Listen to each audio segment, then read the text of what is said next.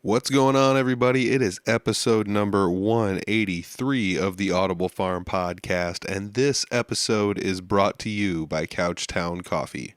Couchtown Coffee is roasted right here in Iowa. I drink it every single morning. It's my favorite coffee. They've got a wide variety of different kinds of coffee. It changes all the time, too. That's one of my favorite things. Check out their website to see what's available. Find a coffee you like, make an order, and when you do, they'll ship it directly to your house. You can tell them how you want it roasted even. That's also really cool. But yeah, then all you gotta do is grind it up and enjoy some coffee. It's the coffee I drink, like I said, every single morning. It's my favorite coffee. CouchtownCoffee.com. Find a coffee, make an order, and let them know Audible Farm sent you. They'll give you 20% off. Thanks, Couchtown. This week I'm sitting down with Taylor Thompson from Ancient Elm, the Bagtown Bad Boys, as Mason likes to call him. Your old pal Mason. Yeah, it's really fun. I love these guys. I've known them for a long time. It's weird to think how much time has passed. I went to a lot of shows that my friends had played in, but not necessarily shows that I played in, because I haven't been active in the music scene for maybe only like 5 or 6 years. But a whole bunch of my friends played in bands. Well, not a whole bunch. A few of them played in bands. And I crossed paths with the Ancient Elm guys quite a bit. And I befriended them online, and I've known them for a while, even before I got into the music scene to play. And they're just fun guys all around. I absolutely love sharing shows with them. You know, I think I've played on a show with them maybe 4 or 5 times over the last few years, including one in my hometown, which was really fun. It was fun to bring them up here and play a show. So we sit down and we talk about all sorts of things. We talk about the new single that just came out called Mount Shasta. We talk about the upcoming single, which comes out tomorrow. If you're listening to this, that the day the podcast comes out, it's April 1st. It comes out April 1st, 2022. So that's tomorrow. Check it out. There's going to be a new single. Links are down below. Otherwise, find their stuff anywhere online. Just search for Ancient Elm. We also talk about Ancient Elm doing mini tours back in the day, things like that. We talk about how they write their music and all sorts of good stuff. This is a really good episode. We get off track on some of the topics, and we just kind of just spill all over and have a good conversation all around. It's really good sitting down talking with Taylor. We don't talk a whole lot, but I feel like I've known him for a long time. So it was just a nice, comfortable conversation. So I really enjoy that. Check this one out. It's episode number 183 with Taylor Thompson from Ancient Elm. It's the Audible Farm Podcast with your host, Peter Stockdale.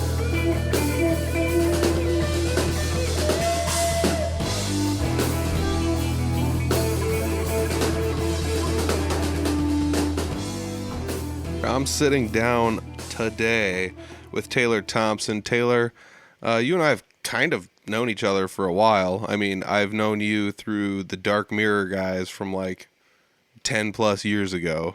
You know, I'd seen you with them, you know, multiple times. I recall once, let's see here, Clint had just joined Dark Mirror, so it would have been like 2000, maybe 8, somewhere in there, 9, something, I don't know, right around that time span. And, yeah, probably somewhere in there. Anyways, I think I'd seen you guys play in Fort Dodge with Dark Mirror on one occasion, and it was way back when, you know, probably 2010, 11, somewhere in there. And that was like one of my first exposures to like heavy music, you know, live in my area. There wasn't too much of that going on. And you're from like the Sac City area, or I guess that's where you're based out of at the moment. And so you would know just as much as I would that there's not too much like super heavy music coming out around this area. No, it's rare, but it's always fun to. I remember when, yeah, did you live in Humboldt like your whole life, pretty much? Yeah, pretty much. Okay. Do you remember the band Vernaculus? No, I do not. They're from Omaha, and they came up and played at this ballroom we had in Lakeview. Because I grew up in Lakeview. Okay. And they had a ballroom called the Lakewood Ballroom, and these bands would come up and play there. And it was like during like the new metal era, like 2004, 2003, somewhere in there. So I got to catch, you know, just like, whoa, this metal band from Omaha playing in Lakeview. This is just crazy. But then like once that was done, it like slumped. Like nothing came around here ever after that. That's kind of wild. Is it just like because the venue quit booking shows, or it's gone, or like how did that all work out? Yeah, I don't, I don't really know what they did with it. It's one of those, like, these small towns all have their own little landmarks of, oh, this used to be where the prom and all the weddings were and stuff. And that's kind of what that place is. Mm-hmm. But from what I heard, it's kind of a storage building now. I don't really know. Yeah, I just imagine like, what are the taxes like on a building like that, and what does it cost to heat it, et cetera, et cetera. Like all the upkeep's got to be expensive, and it's not like Oh, sure. it's not like anyone's making $1 zillion booking bands, So it's I don't know. That's no shit. I don't want to just call it out, but I think alcohol sales might be like one of the few things saving grace for live music. Oh my gosh, for sure. Yeah, so I don't know. I made a joke once. I don't know if it's alcohol, like if you're drinking alcohol if you like live music, or if like the only people that like live music have to be drunk. I don't know. I made that joke a while back. I don't know. It's not a great way to open up a music podcast, but No, I feel that. I was you're not wrong, because everybody's usually hammered at Ancient Elm shows. So it's like, well, maybe we're just a band that you just gotta be super hammered to enjoy. no, you never know. I guess I don't know. To each their own, if that's the way it is. But yeah, I don't know. It kind of doesn't really matter. I've played with a lot of different types of bands, and I think it's just the crowd of people in general. Like, there could be 100 people in the crowd, and if there's 5 really drunk people, you notice them more than any of the other 95. So you kind of just like notice that. But I do notice. Yeah, it's just a good time. I was gonna say I did just notice that for the people watching on the Patreon, there's a flyer behind you actually with Ancient Elm and Dark Mirror, like right behind you. So that's pretty awesome. Oh yeah, these things, are they back? Can you read it? Like, is it back? It's right side it's the correct way for me. Okay, well, I'll put my phone back a little bit so you can kind of see the whole thing. Yeah, the lower left one. You guys, it's right there. Ancient Elm, Dark Mirror, Lakeview. That's awesome. Oh yeah, there it is. Hard to do with the front. I'm using the front camera here. Oh gosh, yeah, yeah, dude, that's awesome. Then I got some over here. These are all. It's kind of funny. It's like an era, because when I started the band, well, I didn't start the band by myself, obviously, but there were some other guys in the band, and we played a bunch of shows around, and I saved every flyer that we played. So these shows were all played with 4 members in Ancient Elm, because we weren't a 3-piece yet. Oh wow! So like all of them, like there's some shows with like Index Case. Oh, sorry. It's all good. Index Case is up there, and Dead Horse Trauma's up there. Intronaut, the Maw.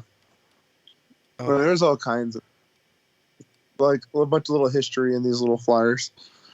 So how long have you been doing Ancient Elm then? Have you been in it since its inception? Yeah, I started it with a friend named Justin Snyder. He played in King of the Tramps. I don't know if you remember that band. Yep. He played guitar in that band for a while. And Blake Moore and Gavin Galbraith. The 4 of us started it. And then, we were all like really, it was like in 2006. Yeah, it was a long time ago.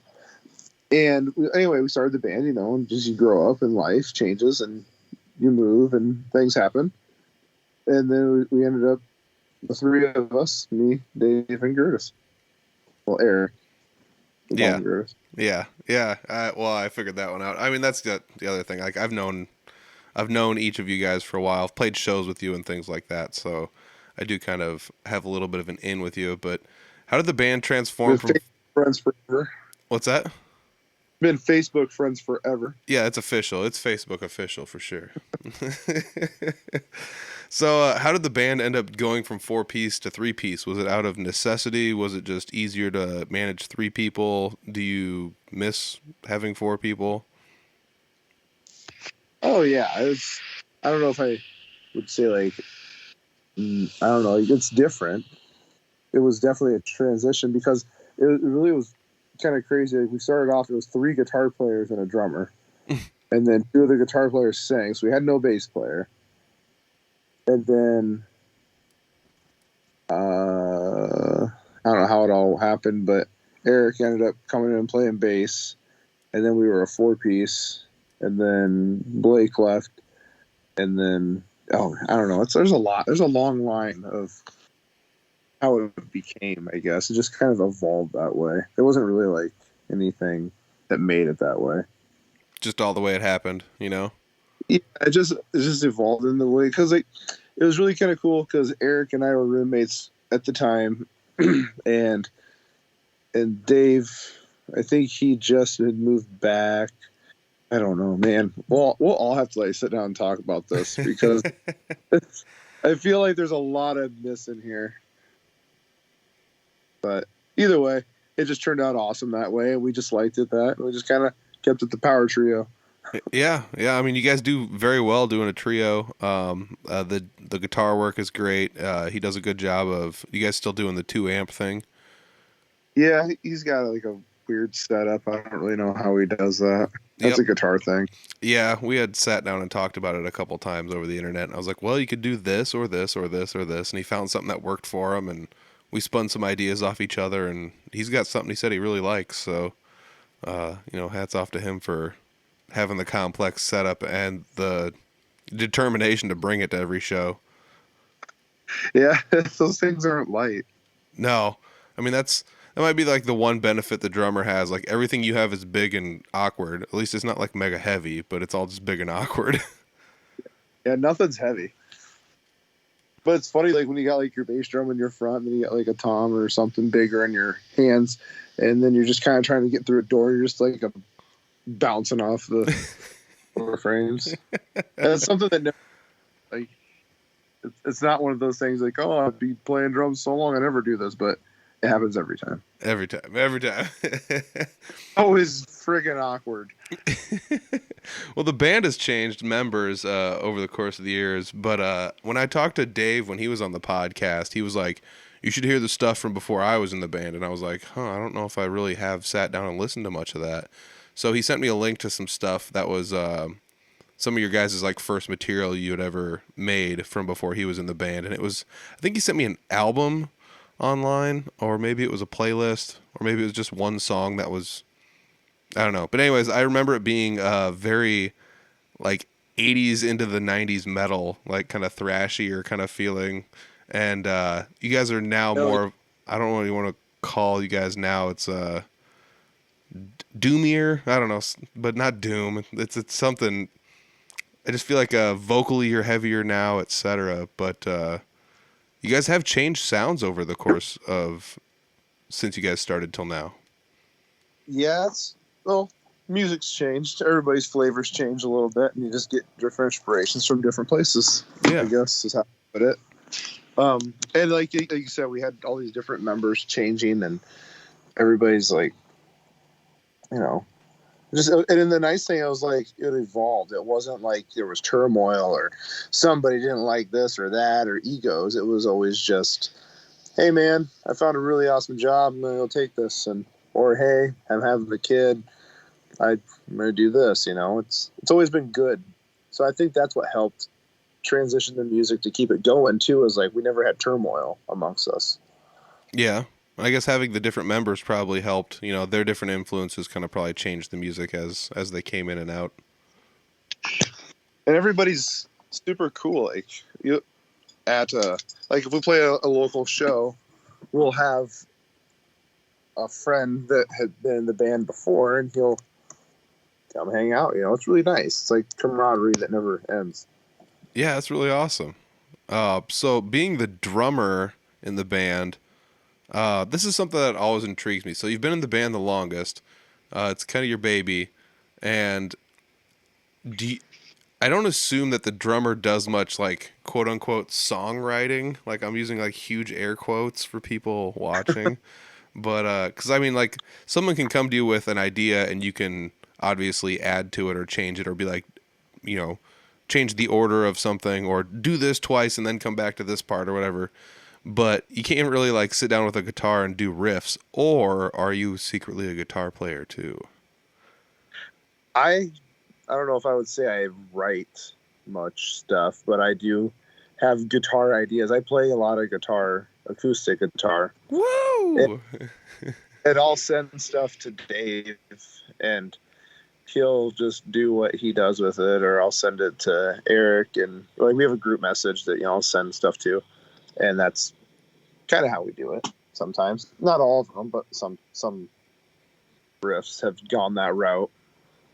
Like this new single we're doing that's gonna come out this next is April 1st. That one, there's like one riff. It's like more of a lick than a riff. But I wrote this little part in the song on my guitar, and Dave's like, "Yeah, I like that." And then he just like spiced it up. Oh, I mean, that's awesome. It's so much fun to have like somebody to bounce an idea off of like that.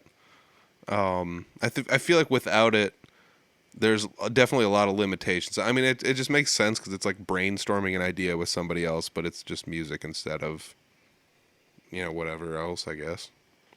Oh yeah, we're always writing. Like, there's so many.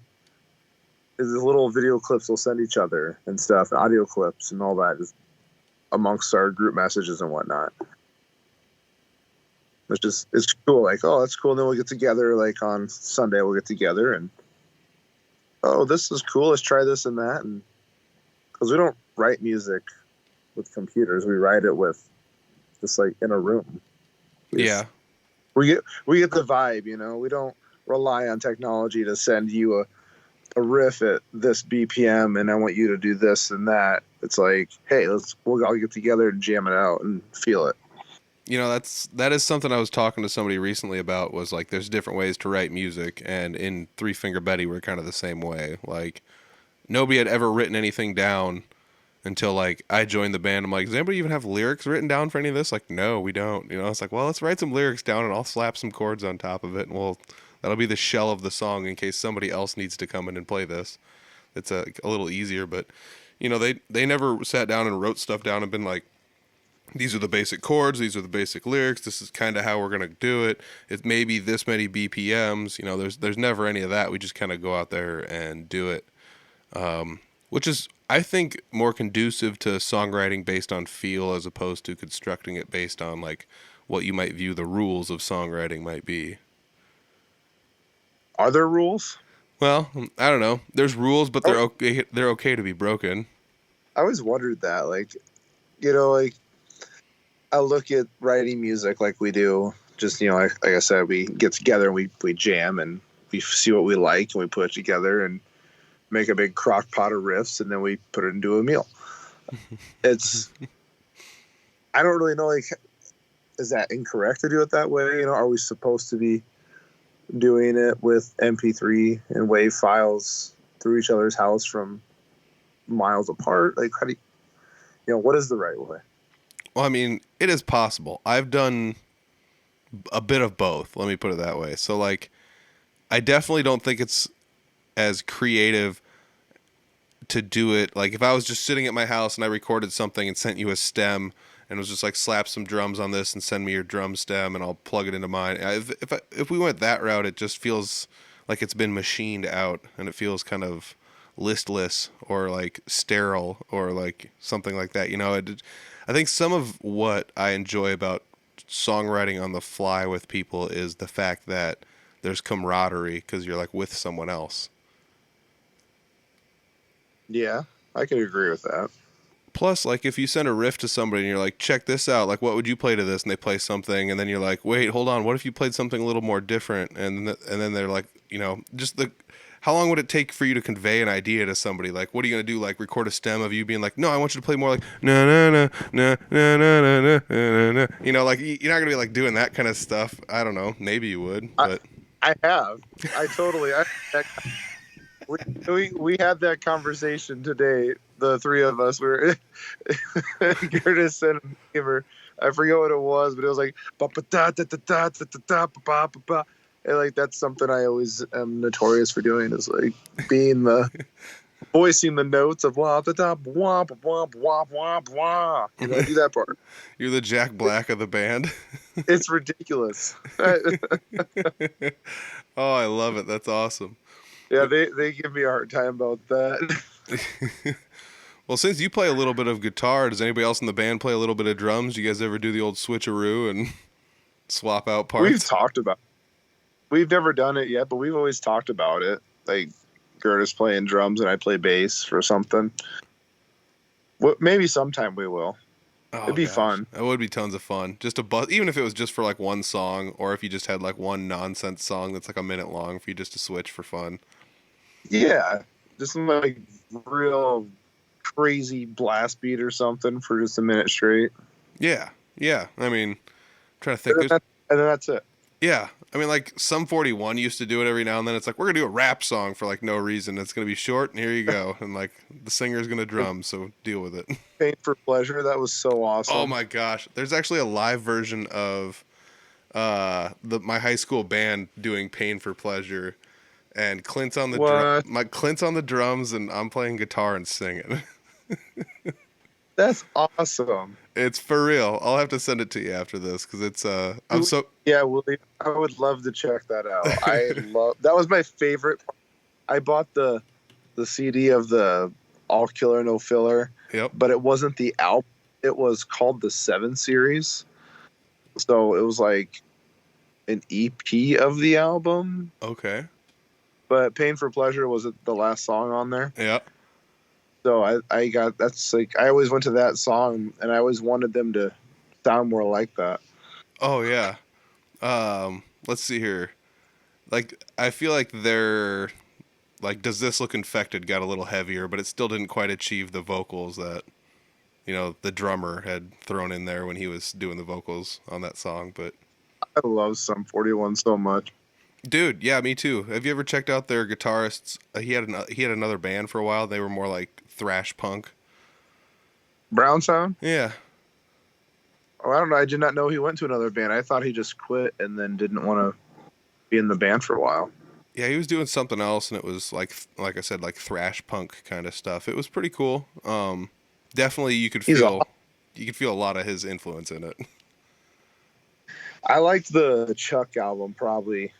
Like, there's a song on there, like number 6, I think, but it always has like the Blackened vibe, like Metallica's Blackened.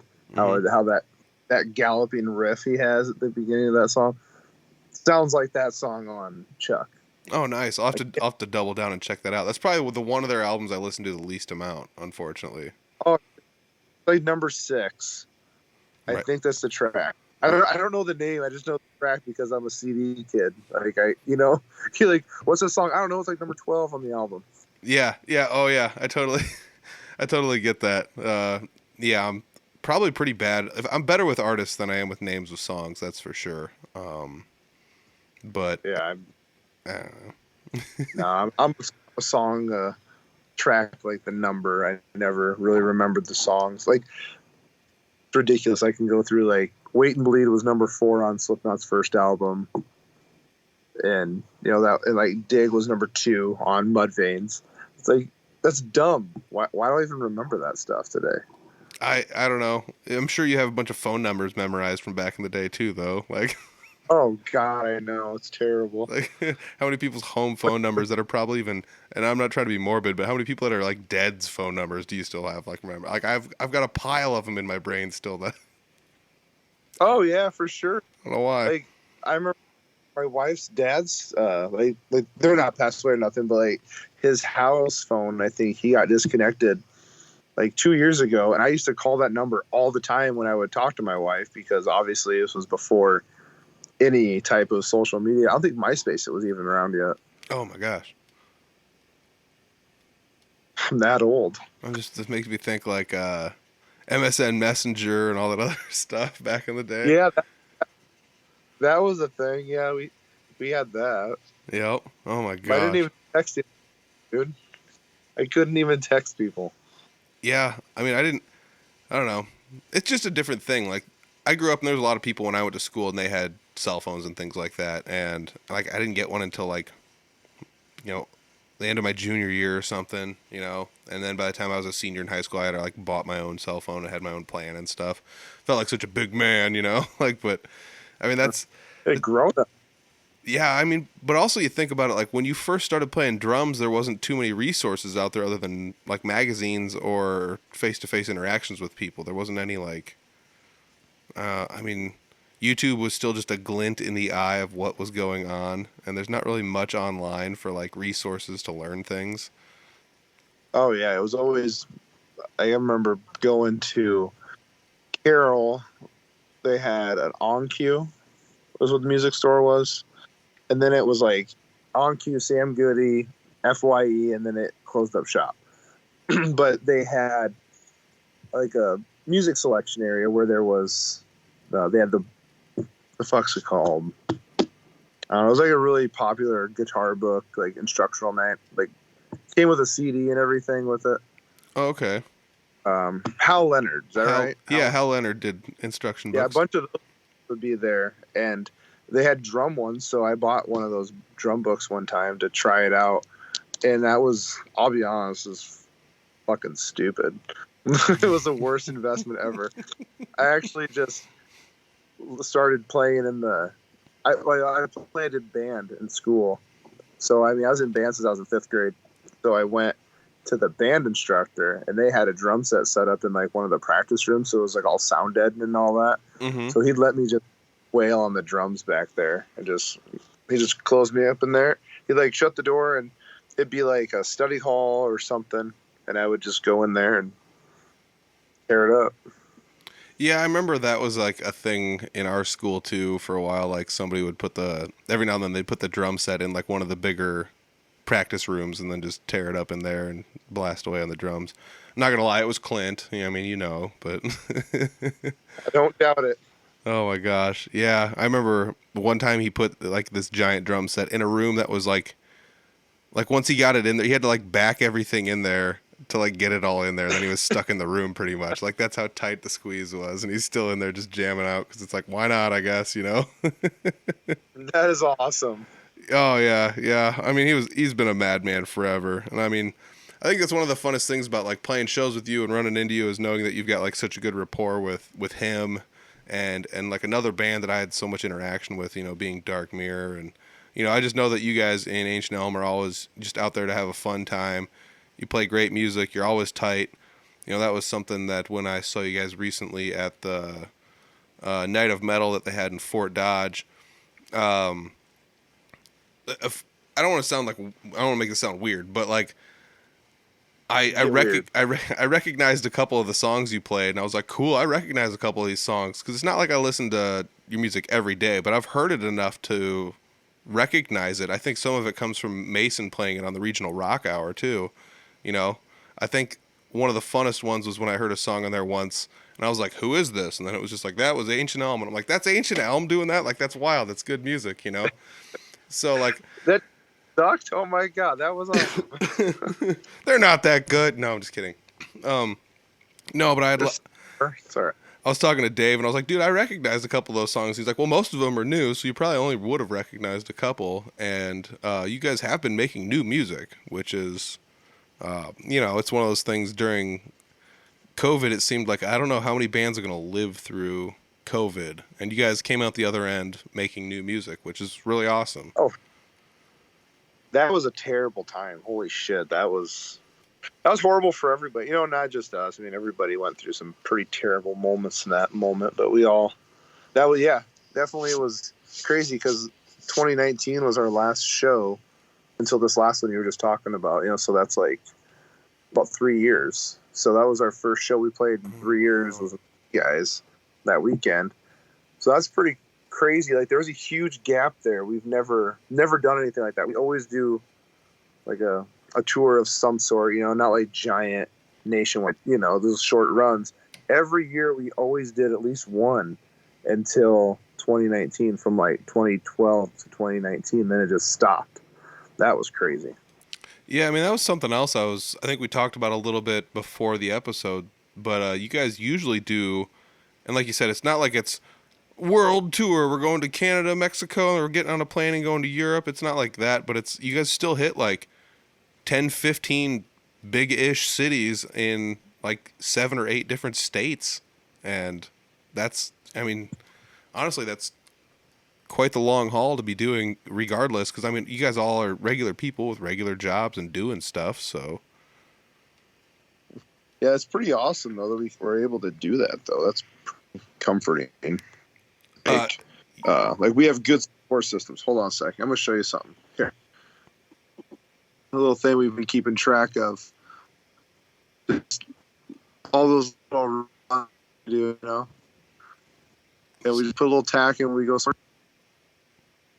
That's wild. So everybody watching on the Patreon, he's well, I guess for people not watching, he's showing a map and it has like pins on it everywhere they've been. How many states have you been to? Do you know off the top of your head? Playing music. Jesus. 20, maybe? 20? So you've knocked 20, about 25. half of them off? That's pretty wild, dude. I think. Because we've been through everywhere out west, we've played at least once. I think except for Arizona. And then. So, I mean, I don't know, close. We'll just go with 20. That's pretty wild. So what That's been pretty cool. What made you decide to start going on these tours? Too, so. Nobody, nobody's gonna do it for you. You just kind of do it yourself, I guess. And we got inspired. We played with some bands down at Jiminy Christmas. I keep doing this to you. It's totally fine. Well, I set that back button on my phone where you can tap it and it clicks off, and I shouldn't have done that, and now I regret it. But anyway, we played some shows down in Des Moines with Metro Concerts Live. You know, did the whole. We all learned about selling the tickets and playing the shows and everything, and we decided that it would be kind of cool to be that band. Like, how do you get to be that band that shows up from, California and Iowa, or Iowa and Washington or Oregon? How does that band get there? Like, fuck, I don't have a clue. And so we went and did some research and pretty much just started sending out emails to, because this was, Facebook was like still evolving with that stuff. So we would take like a band like Intronaut, for instance. Super awesome band that we really like, but they really didn't have like a huge following at the time, so they played a lot of small venues, which would be venues we could play. So what we would do is look at previous stuff and be like, oh, let's go there because there must be somewhat of a market there for this type of music. So we just kind of send out emails and ask if we can play at their venues. So and just I don't know, that's just wanted to do that, I guess. So did you did you tag onto shows that they were already playing, or did you just see where they played and then just hit up the venues they played at? That we saw, we used previous tour flyers and just look at them like, oh, they played there last year, so it's got to be, it's just like a gamble. I didn't really know what I was doing. Yeah, I mean, I didn't know how else to find out about places. Yeah, I mean, that's probably one of the toughest things, too, is like, within your state, it's not terribly hard to find out where you can play and where you can't play. And I guess social media has made it pretty easy. You can just hop in some Facebook group where it's like, Montana metalheads or something. It's just like, where's all the cool local bands play at around Montana? And then you get 40 replies and away you go, But, yep. But yeah, I mean, it's definitely easier now than it used to be. And I'm always intrigued by people that, because I got to see just the very beginning of this before the internet kind of made everything super connected, like Facebook had just barely, started or anything like that. So it's kind of fun to see how people that have been doing it as long as you have kind of started it all out and where they got their first ideas to do things like that, because it's not as easy as you think it is. I mean, I don't even think it would be easy to set up like an Iowa tour, like, and we have the availability to know all the venues here, Yeah, I know what you mean. It is work, but it's weird. It's weird. Like I didn't really think about it until you just said it.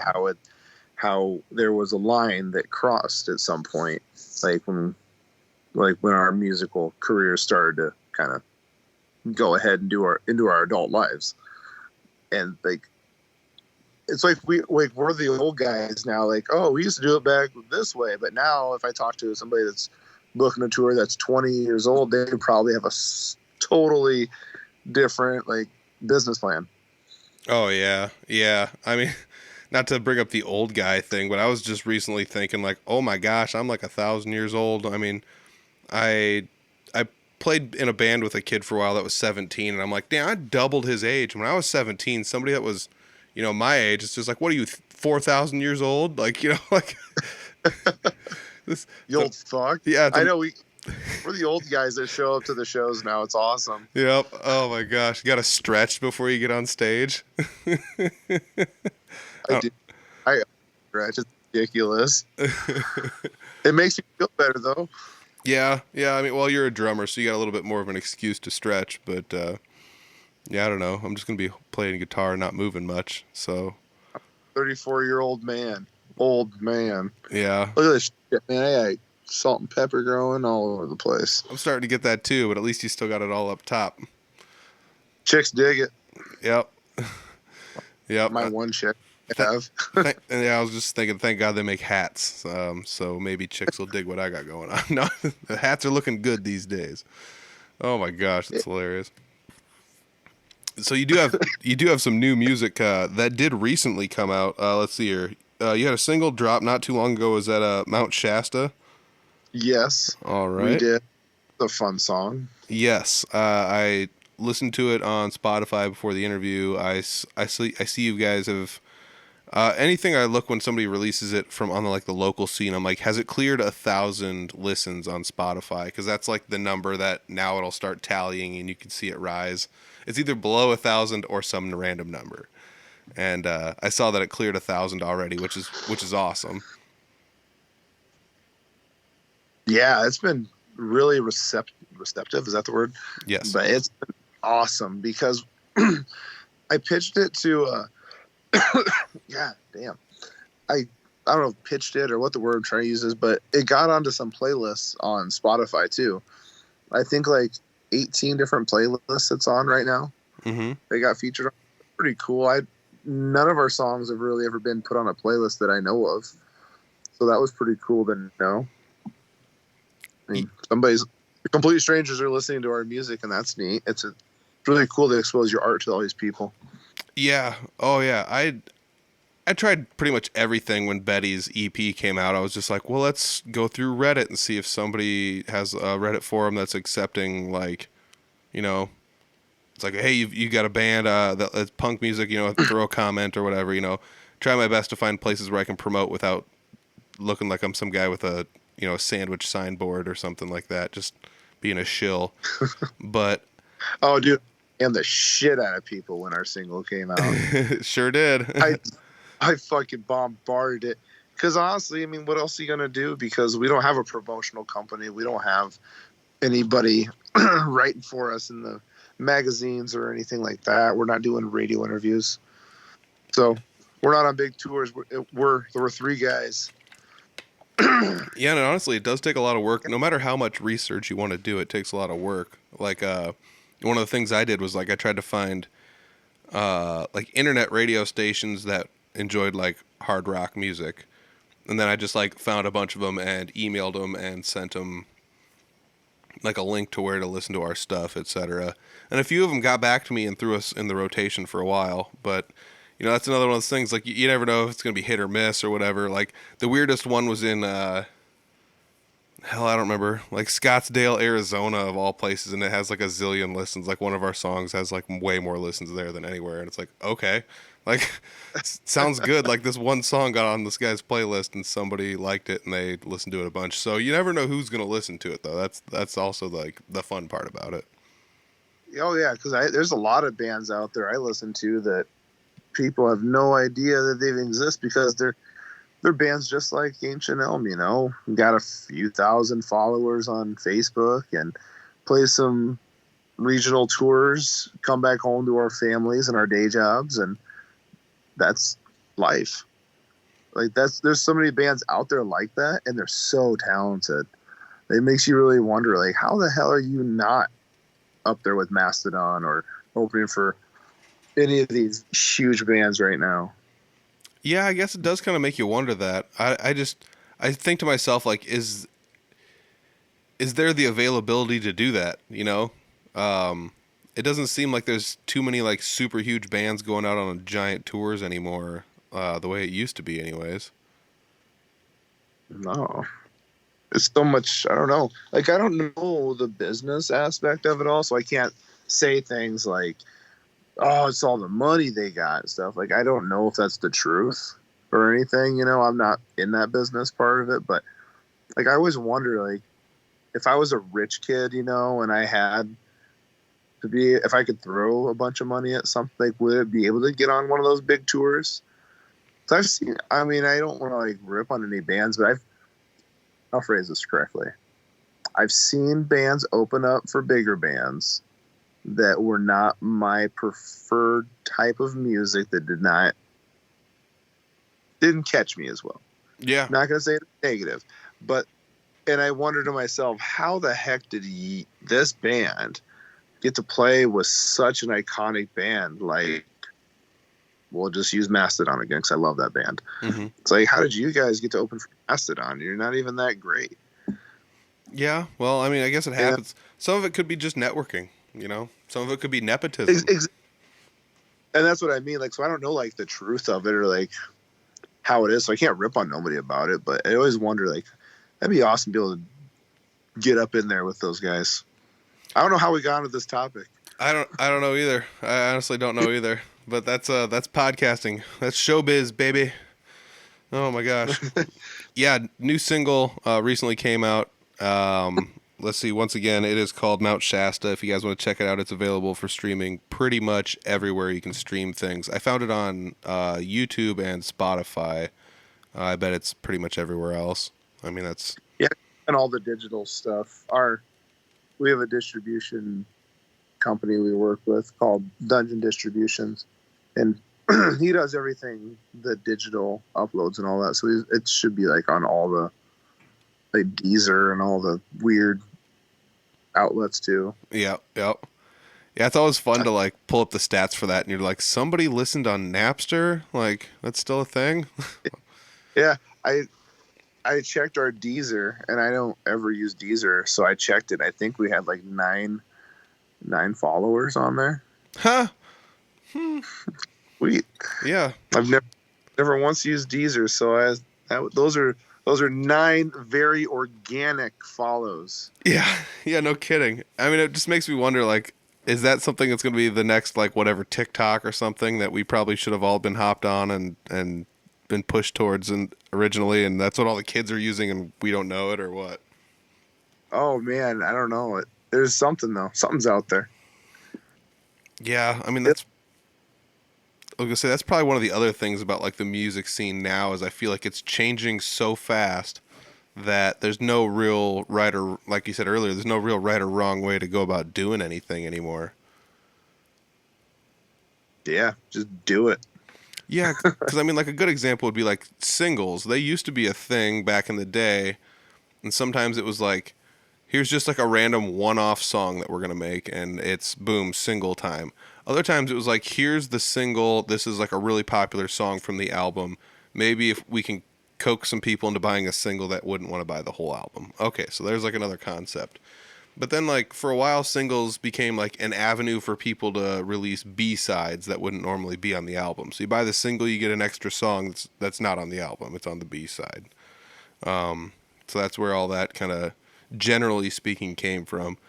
But, like, nowadays, I feel like singles have, like, come back to being, like, a promotional tool for the album that is forthcoming. Or I've seen people that are, instead of releasing an album every year, it's like, I can release a single every single month. And it's the same thing as releasing an album in a year, but now I have 12 opportunities to get in people's ears over the course of the year. You know? So there's, I don't know. There's not really right or wrong way to do it, but I think it depends on your genre too, because you get some people that are really into math metal, and they'll sit there, and I'm one of those people, and just listen to, like, okay, those 12 songs you put out in the year. listen to each one of them. Okay. But that same person might not listen to the song that is only like a minute and a half long from a different genre. Like, I think the genre has something to do with how they're going to approach it. Listen to the whole album, or are they going to listen to just the single? Yeah. Just, I don't know. Depends on how you like your flavor. That's true. And like you said, like if your album includes like a 1 minute song, are you gonna like be like, all right, March's single is a 1 minute song? Like, are you gonna do something like that if you're releasing it the route going just all singles? But you were talking math rock, correct? Yeah, or just, just stuff that you have to actually listen to and like really latch onto. Yes. I found myself diving super deep down that rabbit hole for a while, and I think it's one of my favorite genres because I feel like it's the closest thing to like metal and jazz meeting like Muzak in general. Like I could just like put on math rock in the background and just do work. I can do whatever I want, and I can pay attention to it or I can not. And it's just soothing, and there's usually not too many words involved with most of the bands. I'd say like 90% of them don't have any words with them, so. I don't know. I love instrumental music. Like, Pelican. Do you ever listen to that band? I'm writing it down right now. Oh my gosh, dude. Pelican is awesome. That's seriously. They're them in Russian Circles. Those guys they're both instrumental bands, but they're almost different genres, but they could play a show together.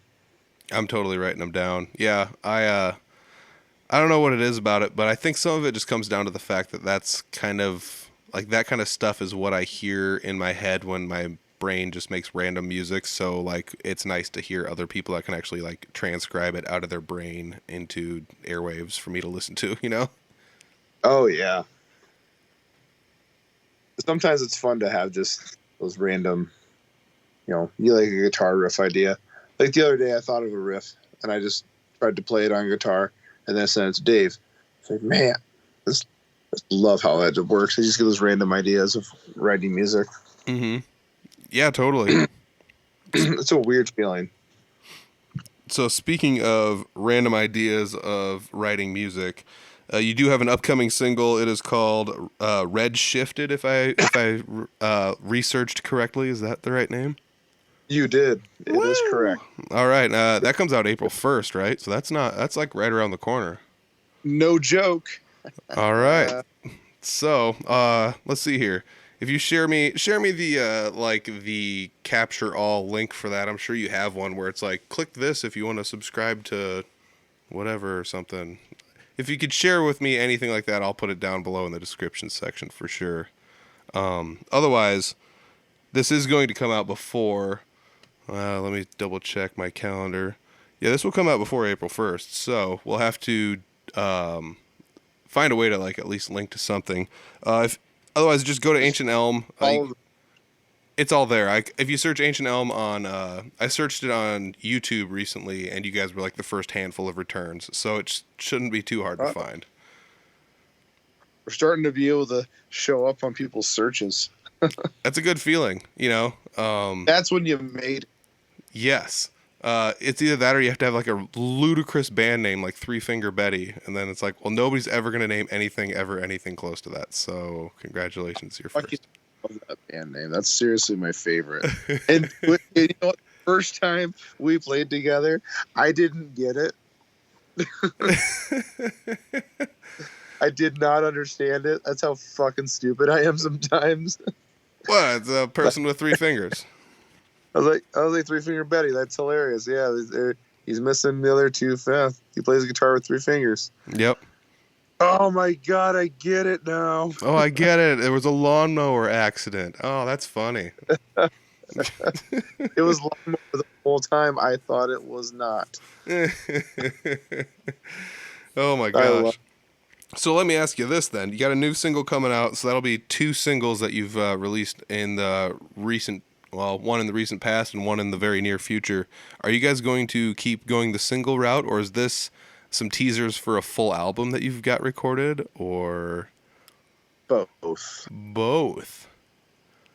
Well, see, Dave's birthday's in February, Eric's birthday's in April, my birthday's in June. So we're all putting out 3 singles on our birthday months because why not? It's our birthdays. Yeah. And so the record, the plan that we discussed.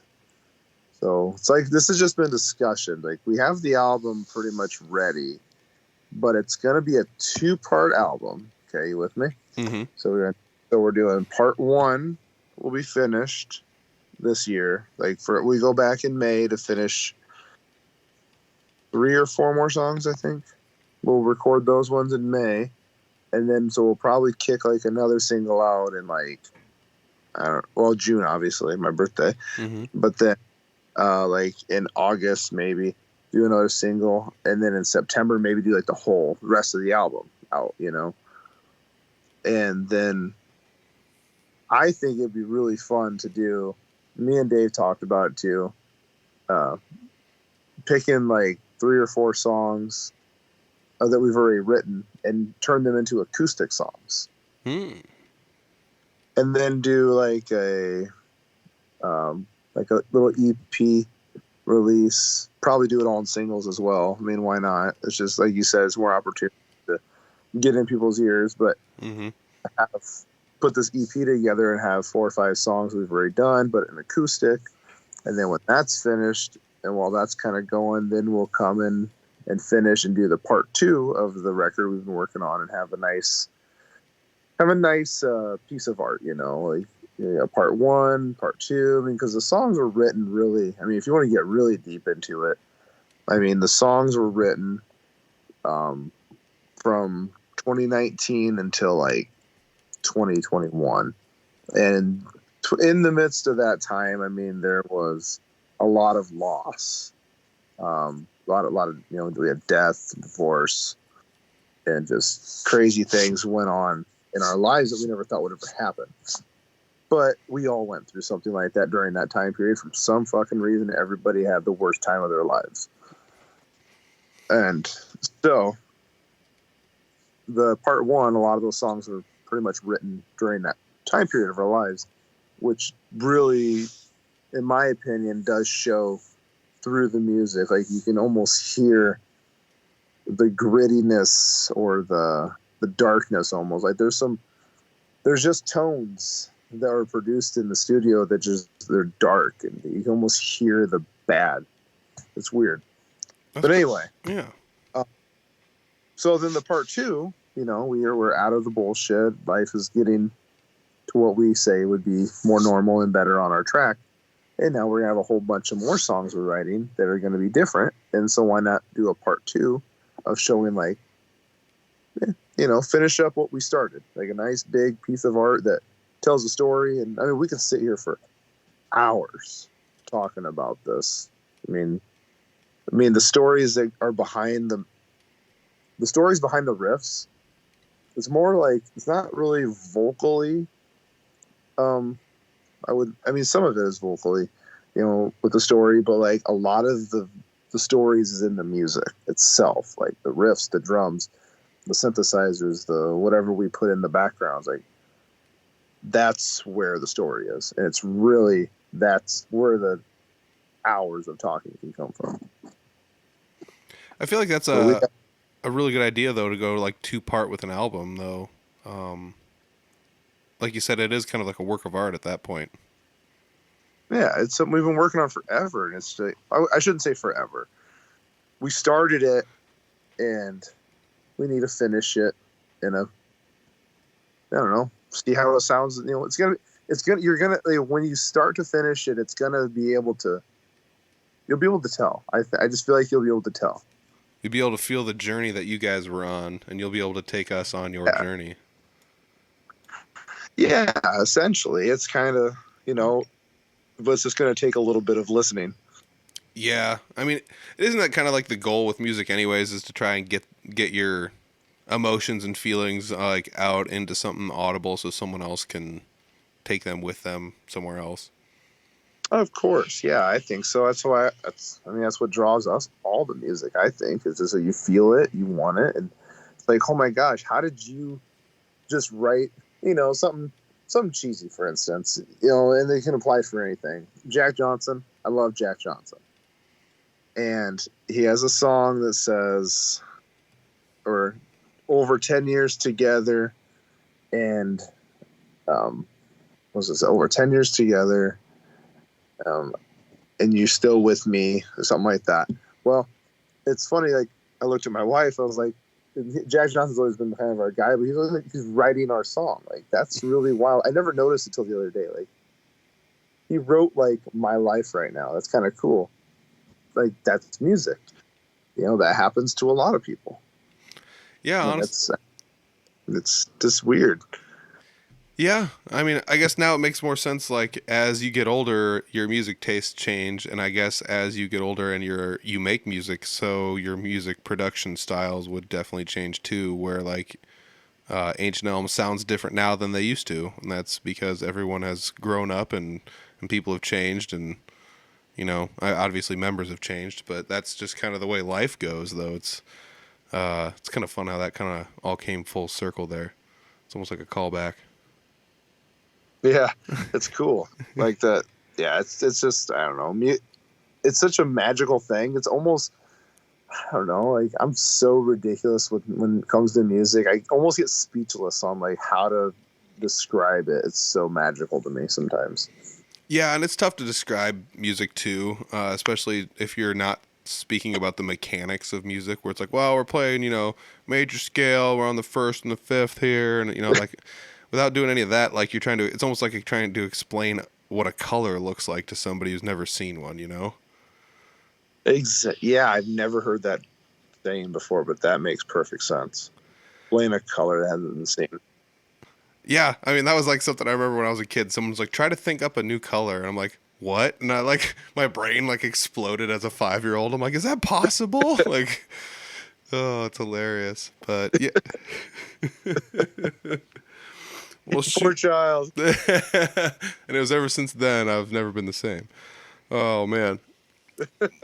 Well, I feel like... That's hilarious. Oh, go for it. As I said, that's just awesome. I'm just envisioning like the moment of like, oh my god, like, make a new color. Yeah. Who the fuck said?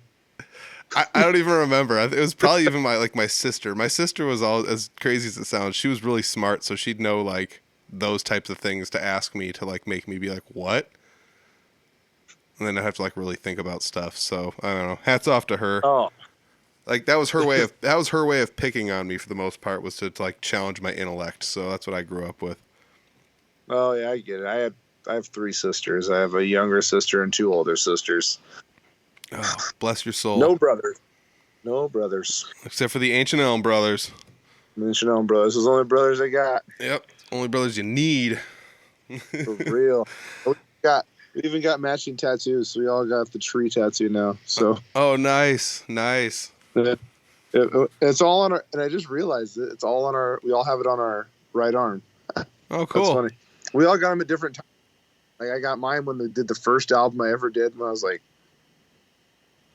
20 or 21 when that first CD we ever did came out.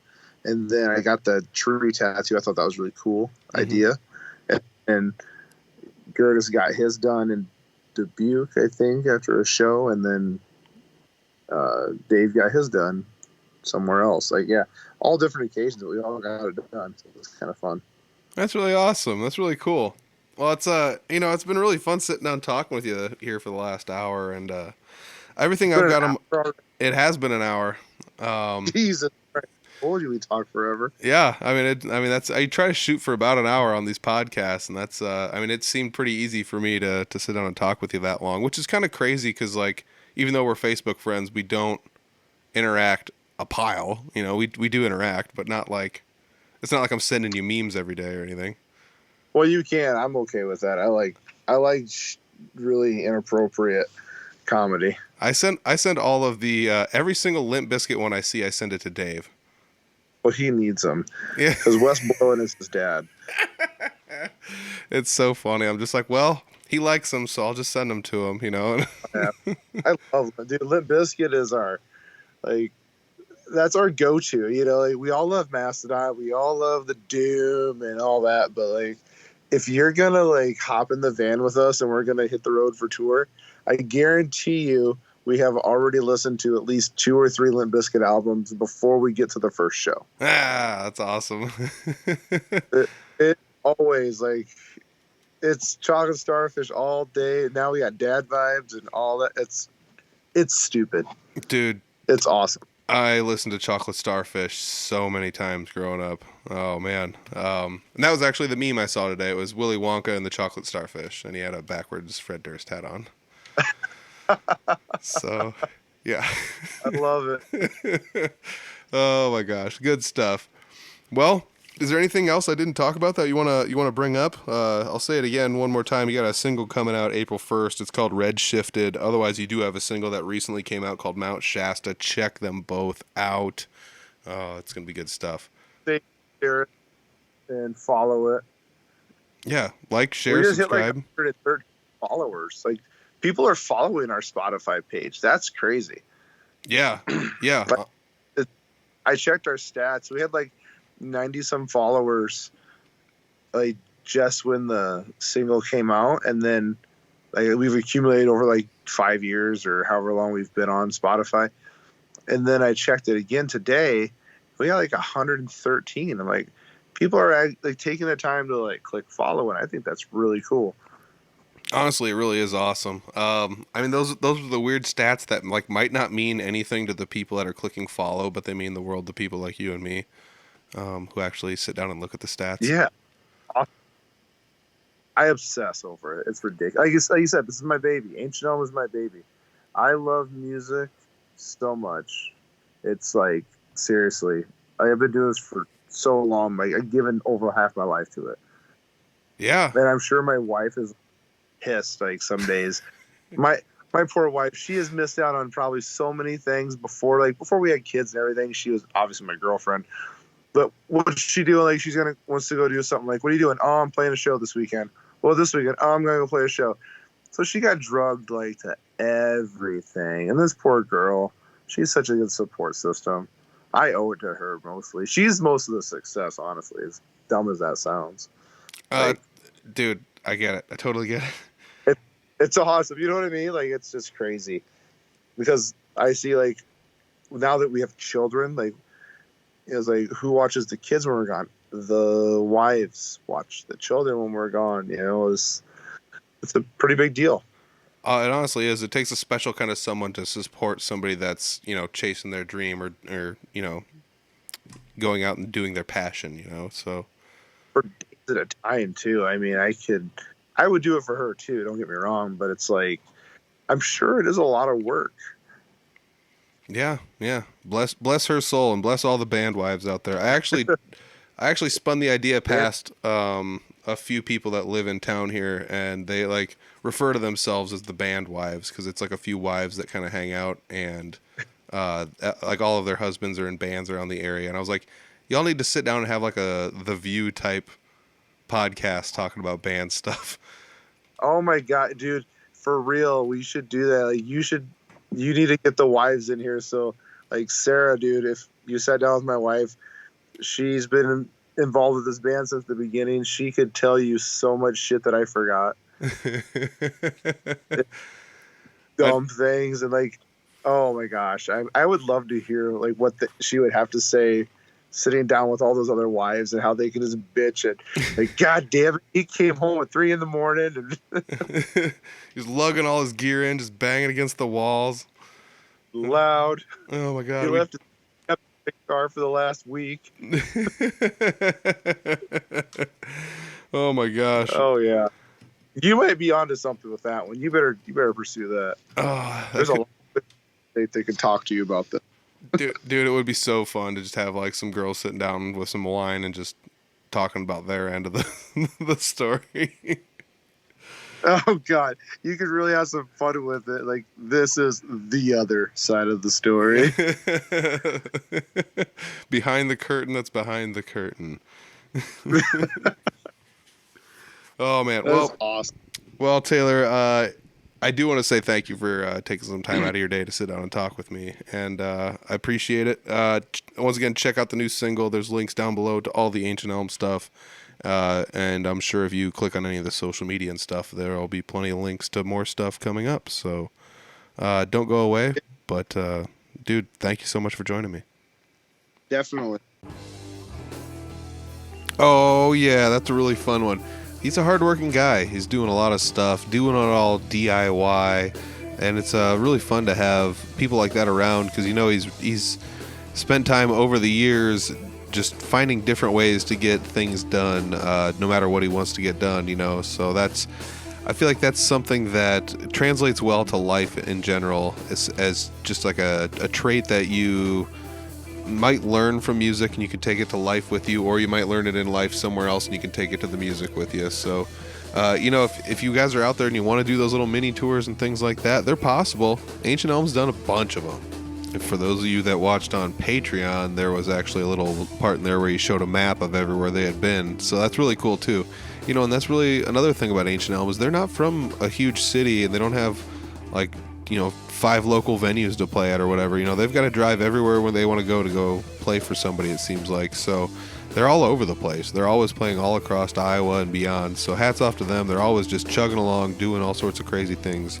And they're great guys, just great guys all around. And I had a great time sitting down talking with Taylor. It's really cool to talk to the guy that's been there the longest and how it's all changed around him, and he just keeps chugging away. And Ancient Elm, speaking of chugging away, that new single, it comes out tomorrow if you're listening to this the day that the episode comes out, so check that out. Otherwise, they had a single come out not too long ago called Mount Shasta. Check that one out as well. And check out the other links down below. Subscribe to them, like them, follow them on Spotify. People are starting to do that, it sounds like. So check it out, guys. It's a great thing, and I love what they're doing. They're a band with longevity, and there has to be something to be said for that. They've been going for a long time consistently, and just kicking ass consistently, honestly. So hats off to them and Ancient Elm. If you guys are looking for Audible Farm stuff, check out the links down below. The Audible Farm podcast is housed at audiblefarm.com. There's all the links there. Otherwise, you can check out the shop.audiblefarm.com. There is Audible Farm merch available there.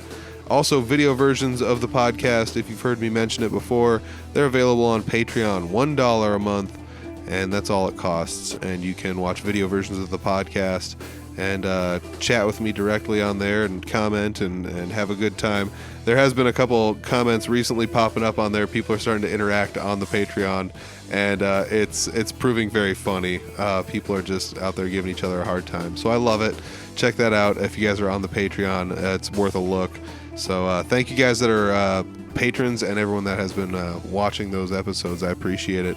And thank you guys for listening here. As usual, the Patreon, $1 a month, audio versions, free all the time. So check that out. Subscribe to us on YouTube if you guys think about it or have a chance. And I will check you guys next week. All right, everybody. Peace.